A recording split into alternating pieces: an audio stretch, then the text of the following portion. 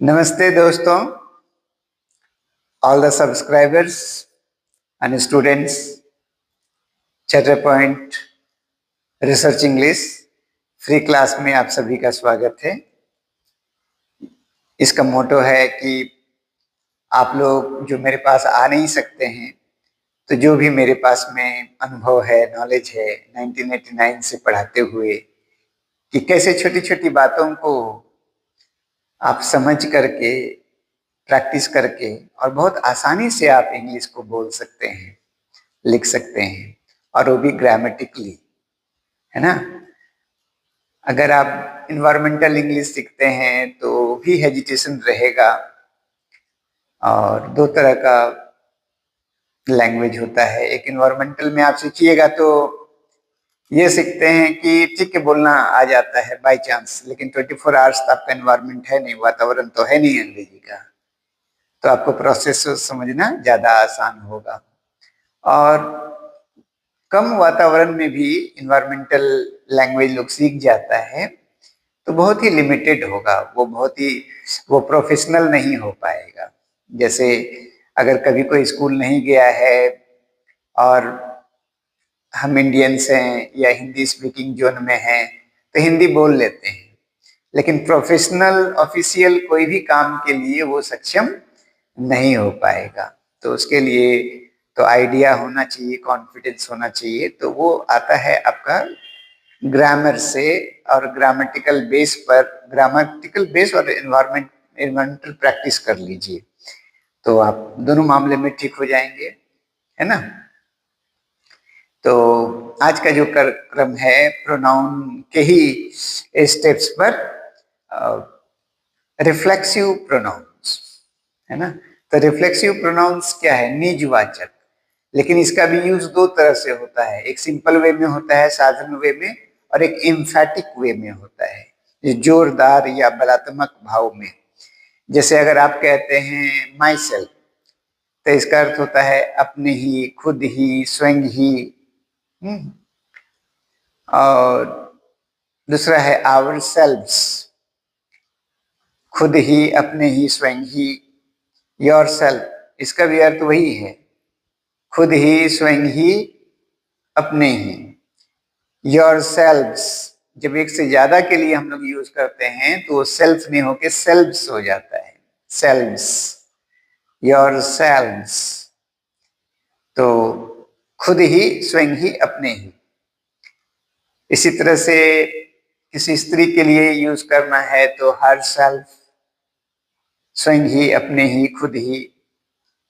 हाँ, पुरुष के लिए आपको यूज करना है तो हिमसेल्फ, स्वयं ही, अपने ही, खुद ही। और जानवर हो गया या निर्जीव चीजों के लिए आपको इस्तेमाल करना है न्यूट्रल जेंडर के लिए, तो आप लोग कहते हैं इटसेल्फ, अपने ही, खुद ही, स्वयं ही। और फिर से थर्ड पर्सन प्लूरल के लिए जब आप यूज करते हैं तो हो जाएगा देमसेल्व्स, खुद ही, स्वयं ही, अपने ही। तो आप, बड़ा चौंकाने वाला बात है कि सब कोई का मीनिंग एक ही आया है, लेकिन यूज एक जैसा नहीं है। जैसे अगर आप बोलते हैं कि I cook food myself, मैं खाना अपने ही पकाता हूं, है ना। We cook food ourselves, हम लोग खाना खुद ही पकाते हैं, मतलब कोई रसोईया वगैरह नहीं है। You cook food your self, तुम खाना खुद ही पकाते हो, है ना। You cook for your selves, तुम लोग खाना खुद ही पकाते हो। ही कुक्स फूड हिमसेल्फ, वह खाना खुद ही पकाता है। सी कुक्स फूड हर सेल्फ, वह खाना खुद ही पकाती है ना। और दे कुक फूड देमसेल्व्स, वे लोग खाना खुद ही पकाते हैं। तो इस तरह से आप मान लीजिए एक इट सेल्फ का यूज जो होता है, जैसे यह दरवाजा अपने बंद हो जाती है, अगर आपको ऐसा बोलना है तो आप क्या बोलेंगे कि दिस डोर क्लोजेस इटसेल्फ, यह गाड़ी अपने ही बंद हो जाती है ना। जिसका शट्स इटसेल्फ,